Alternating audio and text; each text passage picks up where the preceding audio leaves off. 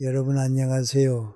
오늘 밤 우리는 나이가 들어가며 마주하게 되는 가장 정직하고도 잔인한 손님, 외로움에 대해 이야기해 보려 합니다. 지금 창밖은 칠흑 같은 어둠이 깔려 있고 시계 초침 소리만이 여러분의 방 안을 차갑게 채우고 있겠죠. 누군가는 침대에 누워 의미 없이 스마트폰 화면을 위아래로 굴리고 있을 테고 또 누군가는 텅 빈 거실에서 식어버린 차를 앞에 두고 멍하니 앉아 있을지도 모릅니다. 세월이 흐른다는 건 참 얄궂은 일이죠. 한때는 주변에 사람이 너무 많아 제발 나 좀 내버려 두라고 소리치고 싶던 순간도 있었을 텐데 이제는 그 소음들이 다 어디로 증발했는지 모르겠습니다. 어쩌면 살아남지 못할 수도 있습니다. 이 지독한 정적과 거울 속에 비친 낯선 이의 눈동자에서 배어나오는 그 공허함에 잠식되어 버린다면 말이죠. 그러니 편안히 자리 잡기 전에 잠시 시간을 내어 좋아요와 구독을 눌러주세요. 물론 제가 여기서 하는 작업이 정말 마음에 드실 때만요. 자, 지금 여러분이 계신 곳은 어디인가요? 창밖으로 보이는 도시의 이름이나 지금 이 목소리를 듣고 있는 여러분의 현지 시간을 댓글로 남겨주세요. 서로의 존재를 확인하는 것만으로도 이 밤의 온도가 조금은 올라갈지도 모르니까요. 자, 이제 불을 끄고 잔잔한 백색 소음을 위해 선풍기를 켜셔도 좋습니다. 오늘 밤의 여정을 함께 시작해 볼까요? 나이가 든다는 건 마치 썰물이 빠져나가는 해변을 지키는 일과 비슷합니다. 떠들썩하던 파도 소리가 잦아들고 백사장을 가득 채웠던 사람들의 발자국이 하나둘 지워지기 시작하죠. 그럴 때 우리는 문득 깨닫습니다. 아, 이제 정말 혼자구나. 이때 많은 이들이 외로움이라는 끈적한 감정에 휘말려 괴로워하곤 합니다. 하지만 전 여러분께 묻고 싶습니다.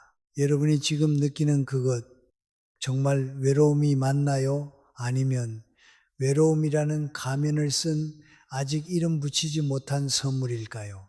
여기 18세기 조선의 가장 외진 구석인 전남 강진의 작은 초가에서 18년이라는 긴 세월을 홀로 보낸 한 남자가 있습니다. 바로 다산 정약용입니다. 그는 한때 세상을 호령할 법한 천재였지만 유배라는 극단적인 고립 속에 던져졌죠. 천지간에 의지할 곳 하나 없는 그 막막한 심정이 어땠을까요? 아마 요즘 우리가 겪는 카톡 무응답 정도의 가벼운 소외감과는 차원이 다른 존재 자체가 지워지는 듯한 공포였을 겁니다. 그런데 재밌는 건 말이죠. 정약용은 그 지옥 같은 고립 속에서 무너지기는커녕 오히려 자신의 학문을 완성시키는 기회로 그 시간을 바꿔버렸다는 겁니다. 그는 글과 붓을 친구 삼아 스스로의 마음을 붙잡았습니다. 솔직히 말해서 우리라면 어땠을까요? 저라면은 아마 유배지 근처 맛집이나 검색하다가 여기 배달 안 되나요? 라며 좌절했을지도 모릅니다. 아니면 매일 밤 달을 보며 소셜미디어에 오늘도 나 홀로 한 잔 같은 오글거리는 글이나 올리고 있었겠죠. 하지만 정약용은 달랐습니다. 그는 외로움을 친구로 만드는 습관을 가지고 있었습니다. 그리고 그 습관의 첫 번째 단계는 바로 외로움과 고독을 명확하게 구분하는 것이었습니다. 많은 사람들이 이 둘을 같은 것으로 생각하지만 사실 이 둘은 아이스 아메리카노와 뜨거운 아메리카노만큼이나 성질이 다릅니다. 외로움은 타인에게 의존하려는 마음에서 비롯되는 괴로움입니다. 누가 나 좀 알아줬으면, 누가 내 얘기 좀 들어줬으면 하는 그 결핍의 상태 말이죠. 반면 고독은 스스로 선택한 홀로 있음입니다.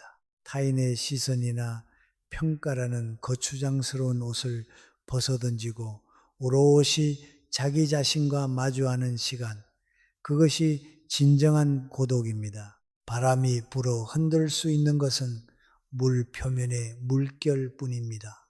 깊은 물속은 어떤 태풍이 불어도 미동조차 하지 않죠. 외로움에 시달리는 사람은 표면의 물결과 같습니다. 친구가 보낸 문자 하나에 기뻐하다가도 누군가의 시니컬한 말 한마디에 세상이 끝난 것처럼 요동칩니다. 하지만 고독을 아는 사람은 저 깊은 심해의 물과 같습니다. 여기서 잠깐 기발한 잡지식 하나를 알려드릴까요?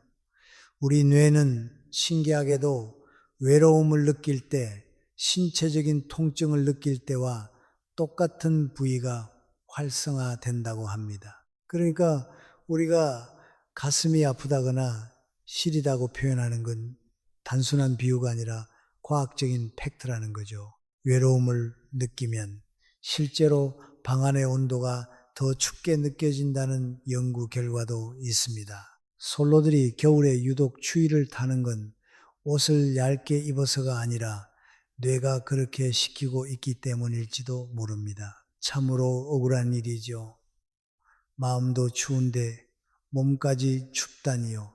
정약용 역시 처음 강진에 도착했을 때는 외로움에 굴복한 모습이었습니다. 누구 하나 말 걸어주느니 없는 현실 속에서 모든 것을 포기하고 시리에 빠져 며칠씩 술로 마음을 달랬죠.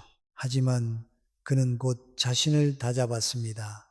나는 결을 얻었구나 라며 스스로를 위로했습니다. 이 문장은 학술적 담론에서 흔히 언급되는 실존적 소외의 변증법적 지향을 단 한마디로 요약한 지혜라고 할 수 있습니다. 능동적으로 고립을 수용함으로써 수동적인 소외를 극복한 것이죠. 이때부터 그의 외로움은 고독으로 승화되기 시작했습니다. 고독은 자기 자신과의 깊은 대화입니다. 젊은 시절에는 남들의 속도에 맞추느라 혹은 먹고 사는 문제에 쫓겨 자신을 돌아볼 틈이 없었죠. 하지만 이제 혼자 있는 시간이 많아졌다는 건 드디어 진정한 나와 대화할 티켓을 얻었다는 뜻입니다. 젊을 때 못 읽었던 책을 읽어도 좋고 평소에 해보고 싶던 사소한 취미를 시작해도 좋습니다. 무엇보다 자신의 내면을 깊이 들여다보는 시간을 귀하게 여기세요. 이 시간이 쌓이면 외로움은 더 이상 괴로운 벌이 아니라 소중한 선물이 됩니다. 혼자 있는 시간을 두려워하지 말고 오히려 반겨보세요. 그 시간이야말로 온전히 당신만의 것입니다. 누구의 눈치도 볼 필요 없고 누구에게 맞출 필요도 없이 오직 당신만을 위해 존재하는 시간이니까요. 사실 우리가 그렇게 갈구하는 타인의 인정이라는 게 생각보다 유통기한이 짧거든요.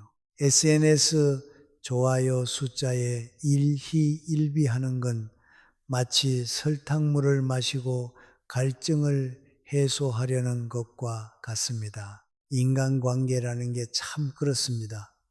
마치 공포 영화에서 주인공 옆에 있던 친구들이 하나 둘 사라지는 것 같은 느낌을 줄 때가 있죠. 그런데 알고 보면 그 범인은 잔인한 살인마가 아니라 그냥 각자 살기 바쁜 현실일 뿐입니다. 우리는 모두 자기 인생이라는 무대의 주인공이라고 생각하지만 사실 남들의 무대에서는 그저 배경지 1번이나 2번 정도일 때가 많거든요. 이걸 인정하는 순간 우리는 좀 더 편안해질 수 있습니다. 아, 쟤도 바쁘겠지. 나도 내 인생이나 즐겨야겠다 하고 말이죠. 외로움을 고독으로 바꾸는 첫 걸음은 마음가짐의 변화입니다.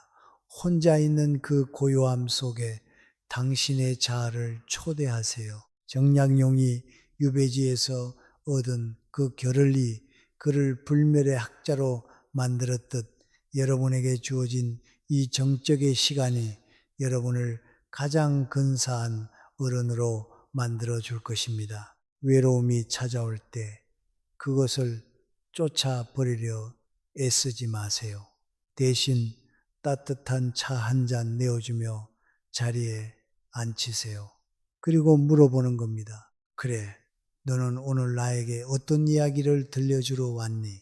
라고 말이죠. 그렇게 외로움과 대화를 시작할 때 비로소 여러분은 고독이라는 귀한 친구와 손을 잡게 될 것입니다. 내면의 허전함을 채우려 할 때 우리는 흔히 밖으로 시선을 돌리곤 합니다. 누군가에게 전화를 걸어 몇 시간씩 의미 없는 수다를 떨거나 화려한 모임에 나가 왁자지껄한 분위기에 몸을 맡기기도 하지요. 하지만 그 떠들썩한 시간이 지나고 집으로 돌아오는 길, 현관문을 열었을 때 덮쳐오는 그 서늘한 공기를 기억하시나요? 오히려 사람들을 만나기 전보다 더 깊은 공허함이 밀려오기도 합니다. 그 마치 밑 빠진 독에 물을 붓는 것과 같습니다. 마음이라는 항아리에 금이가 있는데 밖에서 아무리 많은 물을 끌어다 부은들 무슨 소용이 있겠어요. 결국 근본적인 해결책은 외부의 소음으로 나를 덮는 것이 아니라 내면을 스스로 풍요롭게 가꾸는 것입니다. 이를 학술적인 용어로 표현하자면 자아 정체성의 지성적 외연 확장이라고 할 수 있겠네요. 단순히 나라는 존재를 생물학적 개체로 가두는 것이 아니라 지식과 사유를 통해 그 경계를 넓혀가는 과정 말입니다. 사실 우리 중 많은 이들이 독서라는 말을 들으면 일단 하품부터 나올지도 모릅니다. 아니, 이 밤에 잠 안 자고 유튜브 보는 것도 힘든데 무슨 책인가요? 라고 항변하실 수도 있죠. 저 역시 마찬가지입니다. 가끔은 책장의 책들이 저를 비웃는 것 같거든요. 주인님, 저를 산 지 벌써 3년째인데 언제쯤 첫 페이지를 넘기실 건가요? 라고 묻는 것만 같습니다. 우리가 책을 사는 행위는 사실 독서를 위한 것이 아니라 지적 허영심을 충족시키기 위한 일종의 인테리어 소품 쇼핑인 경우가 많죠. 하지만 정약용은 말했습니다. 오직 독서 이 한 가지 일이 위로는 옛 성현을 쫓아 함께 할 수 있게 한다라고요. 이 말은 단순히 지식을 쌓으라는 훈계가 아닙니다. 책을 읽는다는 건 시공간을 초월해 인류 역사상 가장 똑똑했던 천재들과 일일로 대화를 나누는 초능력과 같다는 뜻입니다. 한번 생각해 보세요. 공자, 맹자, 노자, 장자 같은 분들을 실제로 만나려면 타임머신이 필요하겠지만 책을 펴는 순간 그들은 여러분의 가장 조용한 말동무가 되어줍니다. 게다가 이분들은 현실의 친구들과는 달리 내가 말을 끊어도 화내지 않고 내가 잠들 때까지 묵묵히 기다려줍니다. 얼마나 완벽한 룸메이트인가요? 여기서 재미있는 잡지식 하나를 알려드릴게요. 여러분, 오래된 책에서 나는 특유의 향기로운 냄새를 좋아하시나요? 그 냄새의 정체는 사실 종이에 포함된 리그닌이라는 성분이 분해되면서 나오는 바닐린 성분 때문이라고 합니다. 그러니까 우리가 헌책방에서 느끼는 그 안락한 냄새는 과학적으로 보면 바닐라 향과 매우 흡사한 셈이죠. 독서가 마음을 편안하게 해주는 데는 이런 향기로운 이유도 있었던 겁니다. 정약용은 강진 유배 기간 동안 무려 500여 권의 방대한 저수를 남겼습니다. 경세유표, 목민심서, 흠음신서 같은 불후의 명작들이 그 외로운 시간 속에서 탄생했죠. 만약 그가 그저 술에 취해 세상이 날 알아주지 않아라며 신세 한탄만 했다면 오늘날 우리가 그를 기억할 수 있었을까요? 아마 그는 외로움을 학문에 대한 광적인 열정으로 승화시켰을 겁니다. 우리에게 500권을 쓰라는 건 무리겠지만 적어도 내 마음의 빈자리를 채울 한 문장 정도는 찾을 수 있지 않을까요? 내면의 풍요로움을 기르는 건 독서뿐만이 아닙니다. 글을 쓰는 것, 그림을 그리는 것, 혹은 지금처럼 조용히 음악을 감상하며 사색에 잠기는 것 모두가 훌륭한 방법입니다. 중요한 건 나에게 맞는 영혼의 양식을 찾아 꾸준히 섭취하는 것이죠. 솔직히 말씀드리면 저도 가끔은 내면을 채우겠다고 책을 들었다가 5분 만에 침을 흘리며 잠들곤 합니다. 그럴 때마다 자책하지 마세요. 그건 여러분의 뇌가 지적인 자극에 너무나 편안함을 느껴서 숙면 모드로 들어간 것 뿐이니까요. 불면증 치료제보다 인문학 서적이 더 효과적일 때가 있다는 건 우리만의 비밀로 해두죠. 하지만 이런 시간들이 조금씩 쌓이다 보면 어느 순간 혼자 있는 시간이 전혀 지루하지 않게 됩니다. 오히려 그 시간이 기다려지고 소중해지죠. 내면이 풍요로운 사람은 타인의 인정을 구걸하지 않습니다. 물론 인간관계는 여전히 중요하지만 타인이 내 곁에 없어도 내 안의 세계가 이미 충분히 넓고 깊기 때문에 흔들리지 않는 겁니다. 이런 사람들은 타인을 만날 때도 훨씬 여유롭습니다. 무언가를 얻으려 하거나 채우려 하지 않고 오히려 자신이 가진 풍요로움을 자연스럽게 나누어 주게 되죠. 나무가 자라는 데는 오랜 시간과 비바람을 견디는 인내가 필요하듯 우리 내면의 정원을 가꾸는 일도 하루아침에 이루어지지 않습니다. 하지만 매일 조금씩 성장하는 자신을 발견하는 기쁨은 그 무엇과도 바꿀 수 없습니다.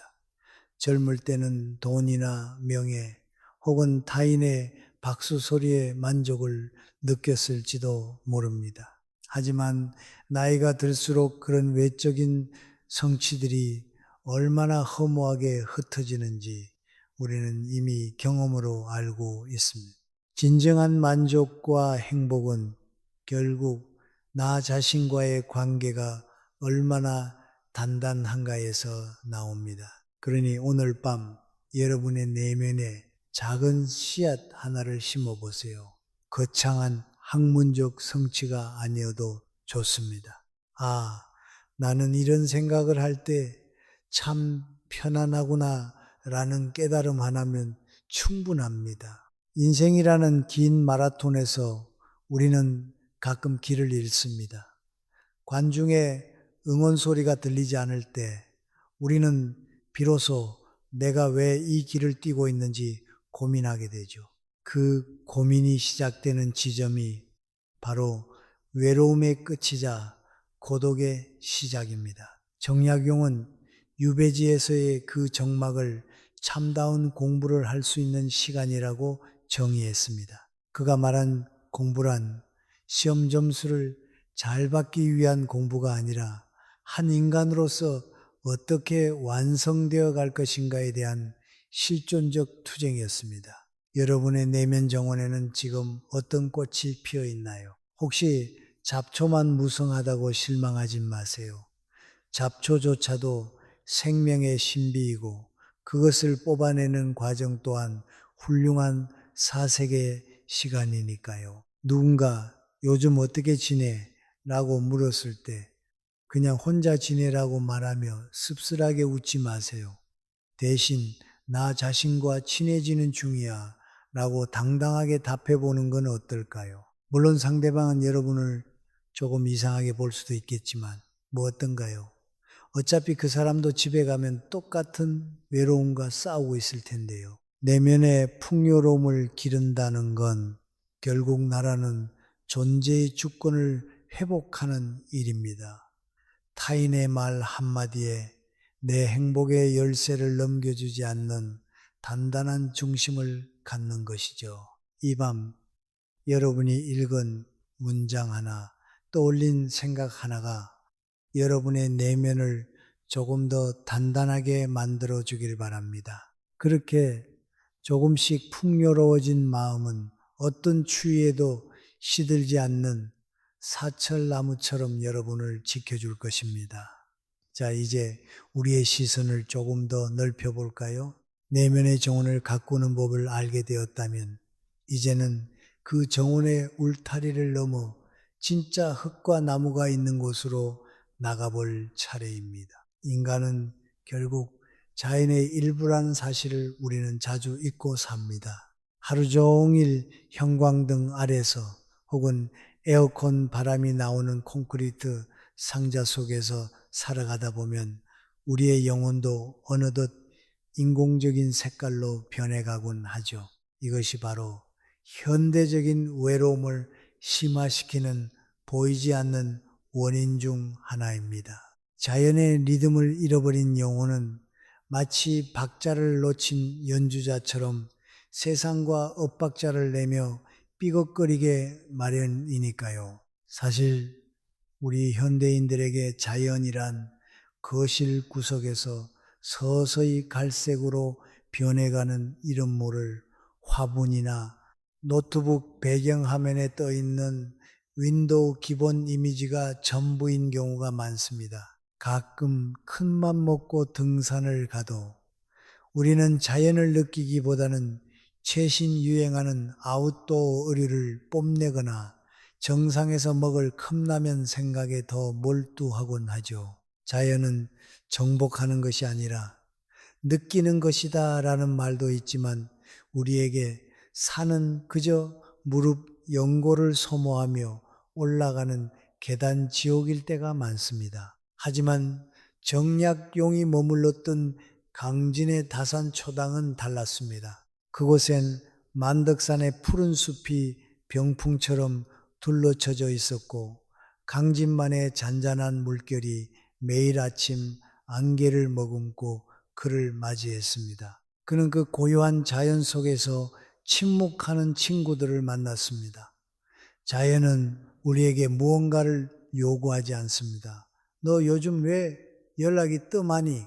라거나 너 이번에 승진은 했니? 같은 피곤한 질문을 던지지 않죠. 그저 바람은 불어오고 꽃은 피었다가 때가 되면 조용히 집니다.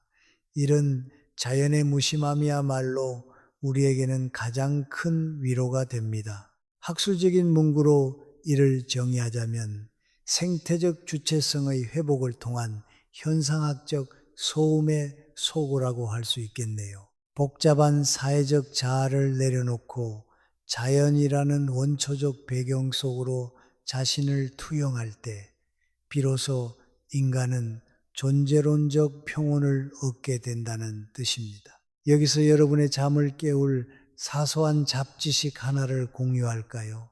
우리가 숲속에 가면 기분이 좋아지는 이유로 흔히 피톤치드를 꼽죠. 그런데 사실 이 피톤치드는 나무가 자신을 해치려는 미생물이나 곤충으로부터 스스로를 보호하기 위해 내뿜는 일종의 천년 살균제라고 합니다. 그러니까 우리는 나무들이 치열하게 생존을 위해 독소를 내뿜는 전쟁터 한복판에서 공기 좋다라며 힐링을 하고 있는 셈이죠. 역시 세상 모든 것은 관점의 차이인가 봅니다. 누군가에게는 치열한 전쟁터가 누군가에게는 최고의 휴식처가 될 수 있다는 사실이 참 아이러니하지 않나요? 정약용은 차를 무척이나 사랑했습니다. 유배지에서 그는 인근 백년사의 해장선사와 함께 차를 마시며 외로움을 달랬죠.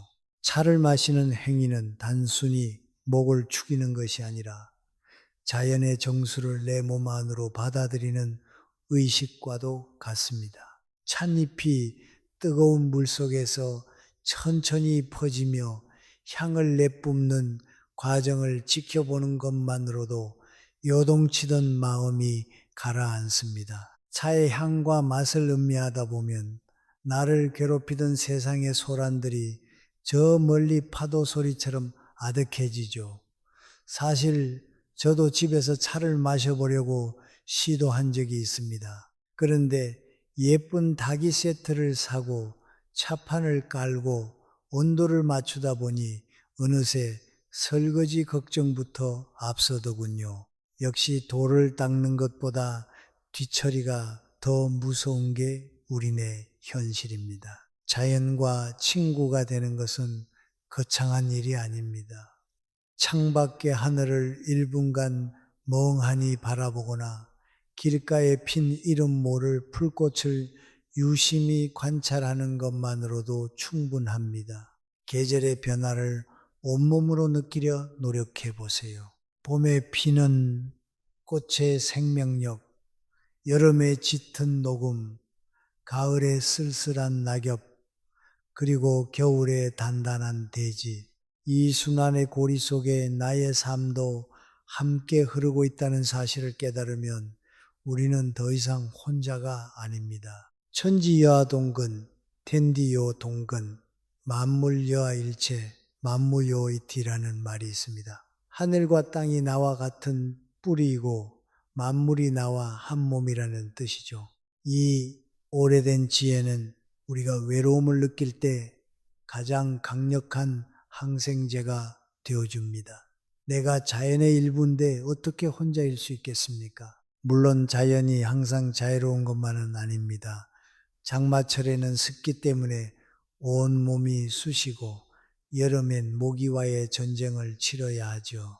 정약용도 초가 삼간 유배지에서 눅눅한 곰팡이와 싸우며 이게 진정 자연의 품인가 라며 한숨을 쉬었을지도 모릅니다. 하지만 그는 그 불편함마저도 삶의 한 조각으로 받아들였습니다. 꽃이 피고 지는 것을 보며 삶의 무상함을 배우고 모진 바람을 견디는 소나무를 보며 자신의 지조를 다잡았지요. 자연은 세상에서 가장 정직한 스승입니다. 아무리 화려한 꽃도 영원히 피어 있을 수 없다는 사실을 알려주며 우리에게 겸손을 가르치고 겨울을 견디는 씨앗만이 봄에 싹을 틔울 수 있다는 사실로 우리에게 인내를 가르칩니다. 나이가 들수록 인공적인 자극보다는 자연의 소박한 아름다움에 더 마음이 가는 것은 아주 자연스러운 변화입니다. 화려한 네온사인보다 은은한 달빛이 더 좋아지고 시끄러운 음악 소리보다 나뭇잎 부딪히는 소리가 더 편안하게 들리기 시작했다면 당신은 이미 고독을 즐길 준비가 된 근사한 어른이라는 증거입니다. 자연은 우리에게 결코 배신을 때리지 않습니다. 내가 다가가는 만큼만 딱 그만큼의 고요와 평화를 내어주죠. 그러니 내일 아침에는 조금 일찍 일어나 베란다 창문을 열고 시원한 공기를 마셔보세요. 아니면 근처 공원을 한 바퀴 돌며 나무들의 안부를 물어보는 건 어떨까요? 그들이 대답해 주지는 않겠지만 분명 여러분의 마음속에 쌓인 외로움의 먼지들을 조용히 털어내 줄 것입니다. 자연과 교감한다는 것은 결국 나의 리듬을 자연의 거대한 박자에 맞추는 과정입니다. 내 마음이 조급하고 불안할 때 묵묵히 제자리를 지키는 산을 보며 호흡을 가다듬으세요. 내 삶이 정체되어 있다고 느껴질 때 끊임없이 흐르는 시냇물을 보며 다시 나아갈 용기를 얻으세요. 정약용이 다산의 숲길을 걸으며 수많은 고뇌를 털어냈듯 여러분도 여러분만의 비밀 정원을 하나씩 품으셨으면 좋겠습니다. 그 정원이 비록 베란다의 작은 화분 하나일지라도 그 안에는 우주의 섭리가 담겨 있고 여러분의 외로움을 달래줄 생명의 에너지가 가득하니까요. 외로움이 당신의 방문을 두드릴 때 슬그머니 신발을 신고 밖으로 나가 보세요. 그곳에서 당신을 기다리고 있는 수만 명의 초록빛 친구들이 당신에게 조용히 손을 흔들어 줄 것입니다.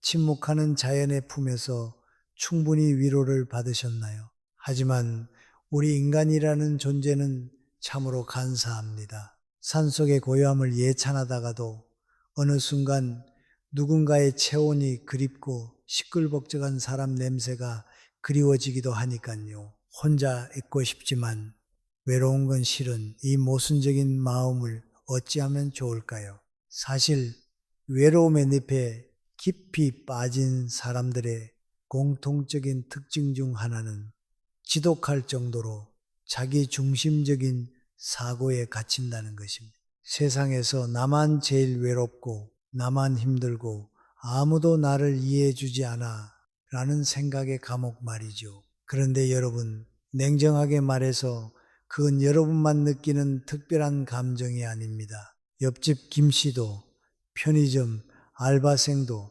심지어 TV 속 화려한 연예인도 각자의 방에 들어가면 벽지를 뜯으며 똑같은 한숨을 내쉬고 있을지도 모릅니다. 학술적 담론의 틀로 보자면은 이를 타자성의 소거를 통한 자아의 과잉 표상이라고 부를 수 있겠네요. 타인의 고통은 지워버리고 오직 나의 아픔만을 확대 해석하는 인지적 오류를 뜻합니다. 이런 상태를 극복하는 네 번째 방법은 바로 타인에 대한 따뜻한 마음을 다시 회복하는 것입니다. 모두가 각자의 전장에서 힘들게 싸우고 있으니 비록 타인에게서 지옥을 마주할지라도 그에게 친절을 베풀라 라는 말이 있습니다. 사르트르가 타인은 지옥이다 라고 말했을 때 우리는 고개를 끄덕이며 공감했죠. 지하철에서 내 발을 밟고 지나가는 사람, 무례하게 말을 거는 직장 상사, 명절에 잔소리만 늘어놓는 친척들, 정말 지옥이 따로 없습니다. 하지만 그 지옥 같은 타인들도 사실은 누군가에게 사랑받고 싶어하고 외로움에 떨고 있는 가련한 영혼들이라는 사실을 기억해야 합니다. 사실 우리도 가끔은 누군가에게 지옥이 될 때가 있잖아요. 저도 가끔 기분이 안 좋을 때는 주변 사람들에게 뾰로통하게 굴어서 너 오늘 왜 그러니? 라는 소리를 듣고 나거든요.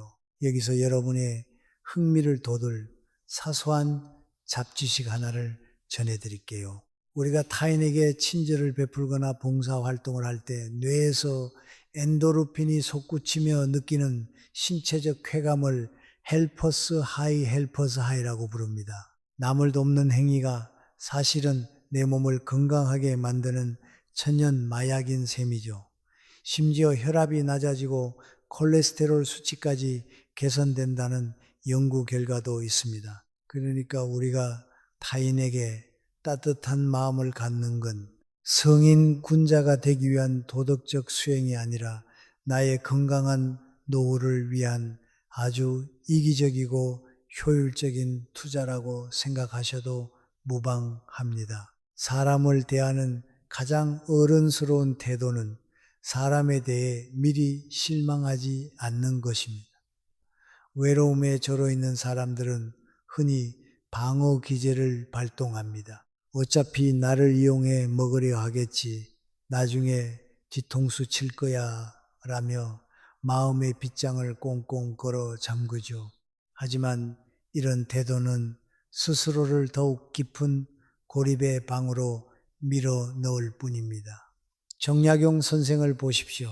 강진유배 초기 그는 자신이 죄인이라는 신분적 제약 때문에 사람들을 멀리하려 했습니다. 사람들이 가르침을 청하러 오면 죄인이 무슨 가르침을 주겠소라며 손사래를 쳤죠. 하지만 그는 결국 마음을 열었습니다.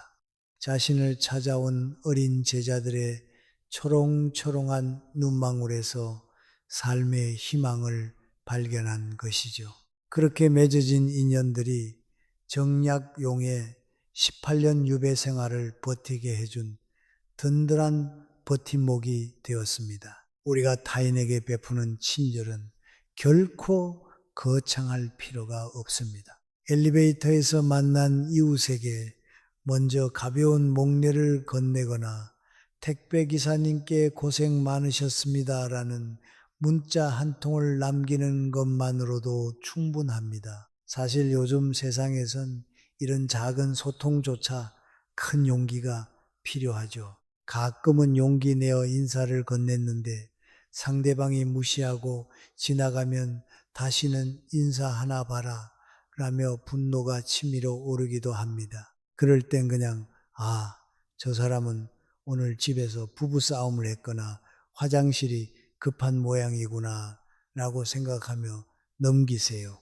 그 사람의 무례함이 나의 하루를 망치게 내버려 두지 않는 것, 그것이 바로 내면이 단단한 사람의 여유입니다. 또한 타인을 성급하게 판단하지 않는 마음이 중요합니다.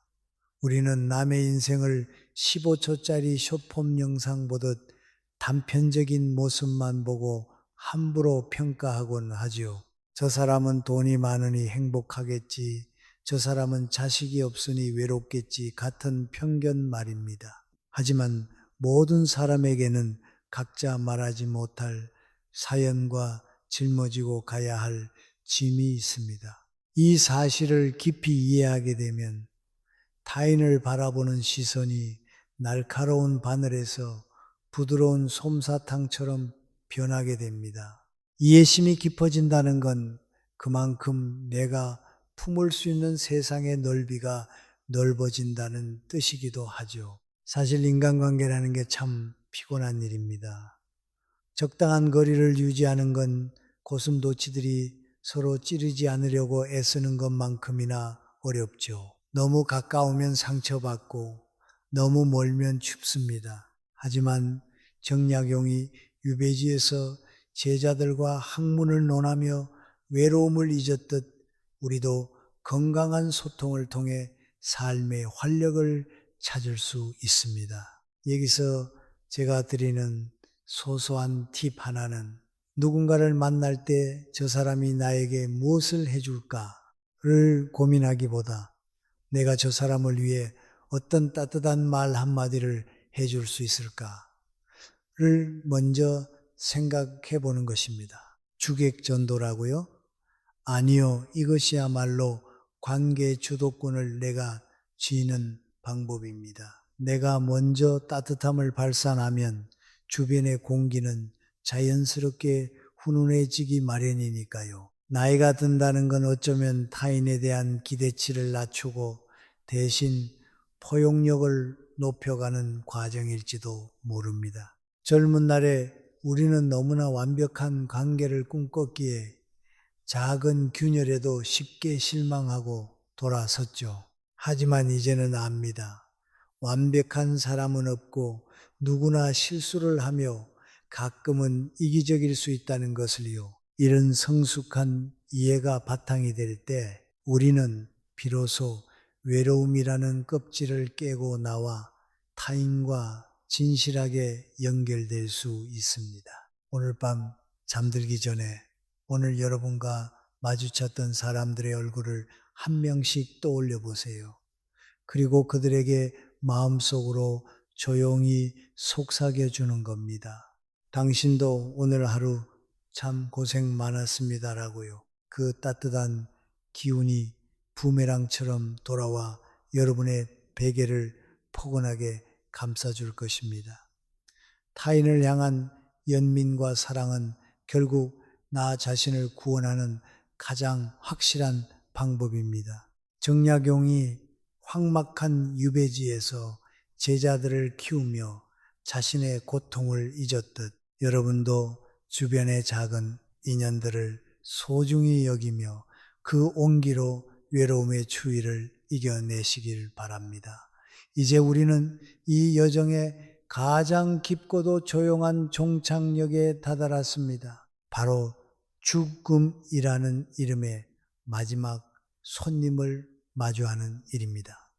솔직히 말씀드리면 저도 이 단어를 입 밖으로 내는 것이 그리 유쾌하진 않습니다. 죽음이라뇨. 아직 못 먹어본 맛집이 수두룩하고 넷플릭스에 새로 올라온 시리즈도 다 못 봤는데 말이죠. 하지만 나이가 들어갈수록 이 손님은 예고도 없이 우리 곁을 서성거립니다. 거울 속에 깊어진 주름에서 혹은 자고 일어나면 예전 같지 않은 무릎의 통기타 소리 같은 소음에서 우리는 죽음이 멀지 않았음을 실감하곤 하죠.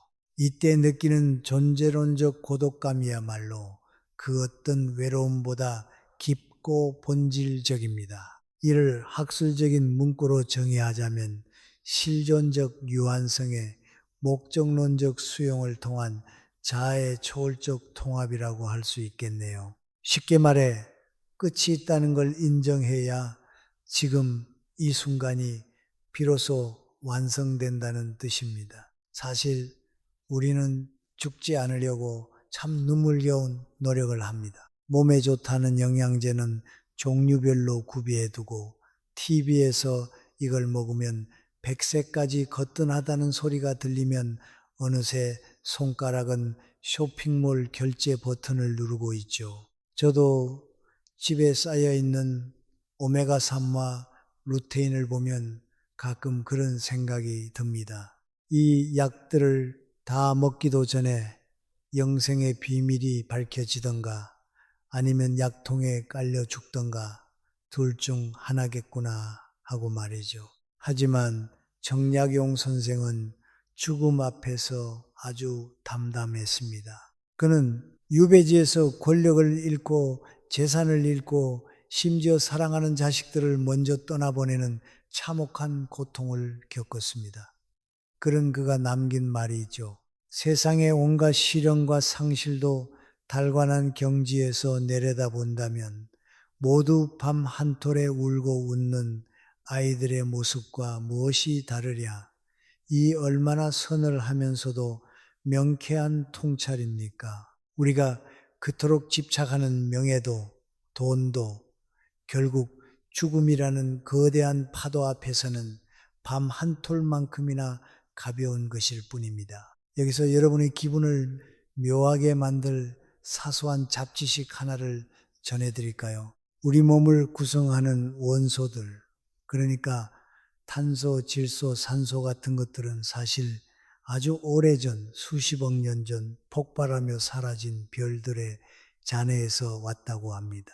천문학자 칼 세이건이 말했듯 우리는 모두 별의 먼지 스타프인 셈이지요. 그러니 죽음이란 건 사실 내가 없어지는 게 아니라 잠시 빌려 썼던 우주의 재료들을 다시 원래의 자리로 돌려주는 아주 자연스러운 반납 절차인 겁니다. 도서관에서 책을 빌려보고 반납할 때 우리가 통곡하며 울지는 않잖아요. 아, 재밌게 잘 읽었다 하고 돌려주는 것처럼 우리 인생도 우주라는 도서관에 정중히 반납하는 과정이라고 생각하면 어떨까요? 물론 연체료가 걱정되긴 합니다만 다행히 우주는 그리 깐깐한 사선은 아닌 모양입니다. 정약용은 죽음을 받아들임으로써 오히려 더 치열하고 능동적으로 살았습니다.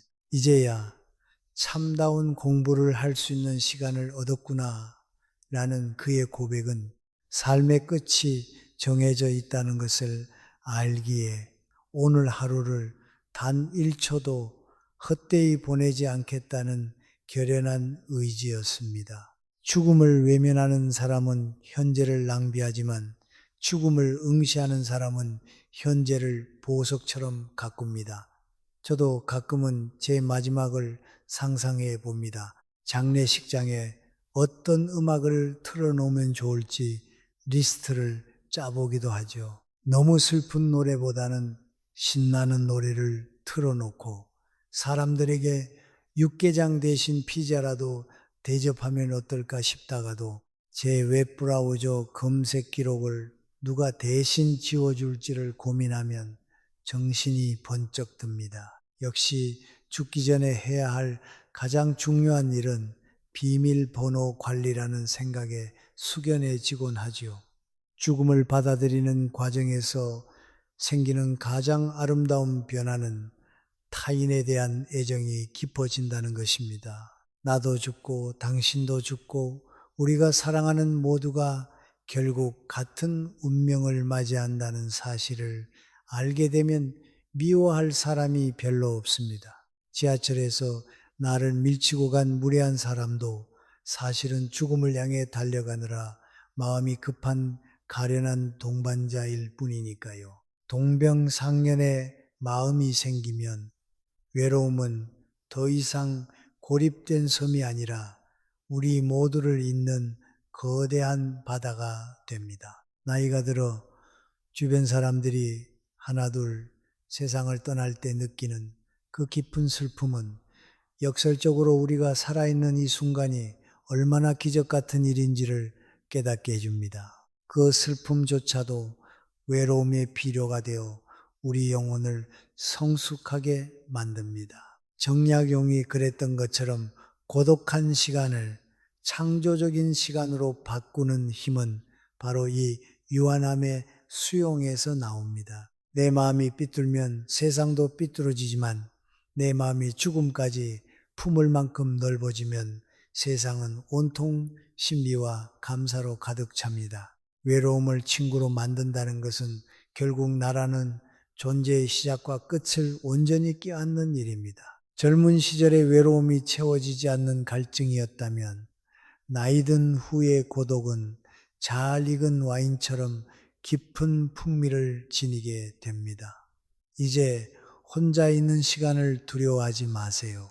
그 고요함 속에서 여러분은 우주의 리듬을 듣고 별의 먼지로 돌아갈 준비를 하는 가장 고귀한 의식을 치르고 있는 것이니까요.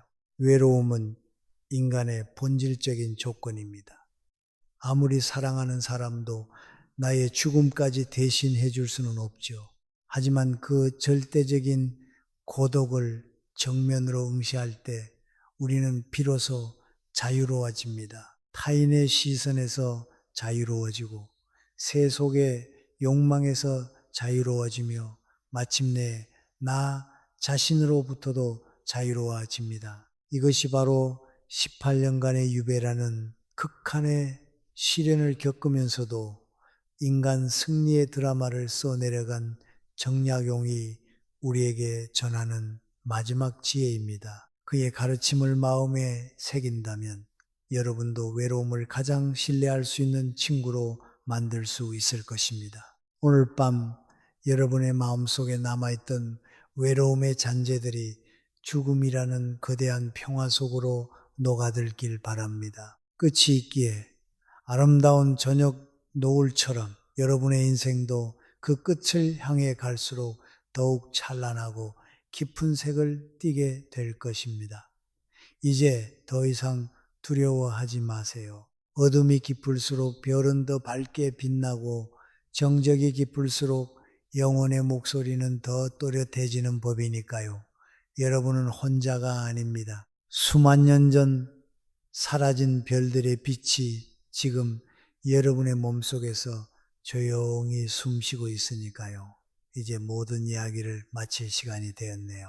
우리의 긴 대화가 끝을 맺으려 하니 방 안의 공기가 한결 부드럽고 따스하게 느껴집니다. 창밖의 소음은 어느새 잦아들고 세상은 고요한 잠의 품으로 서서히 잦아들고 있네요. 오늘 우리가 나눈 정약용의 지혜들이 여러분의 베개 아래 나지막이 스며들어 밤새 평온한 꿈의 길잡이가 되어주기를 바랍니다. 외로움이 찾아오면 그저 가만히 숨을 내쉬며 그것을 고독이라는 이름의 선물로 바꾸어 보세요. 여러분의 내면 정원에는 이미 아름다운 꽃들이 피어나기 시작했고 자연의 숨결과 타인의 온기 그리고 삶의 유한함이 주는 깊은 평화가 여러분을 포근히 감싸 안고 있습니다. 이제 무거운 마음의 짐은 저 멀리 밤바다의 파도에 실어보내시고 오직 당신 자신만을 위한 이 고요하고 감미로운 어둠 속으로 천천히 침잠에 들어가세요. 여러분의 숨소리가 점점 느려지고 의식의 끝자락이 안개처럼 흐릿해지는 것을 느껴보세요. 내일 아침 눈을 뜰 때 여러분은 오늘보다 조금 더 단단하고 조금 더 근사한 고독의 주인이 되어 있을 것입니다. 참으로 애쓰셨습니다. 당신은 존재만으로도 충분히 귀하고 아름다운 사람입니다. 이제 그만 눈을 감고 깊고 아늑한 평안 속으로 빠져드세요. 밤은 깊고 우주는 당신을 지키고 있습니다.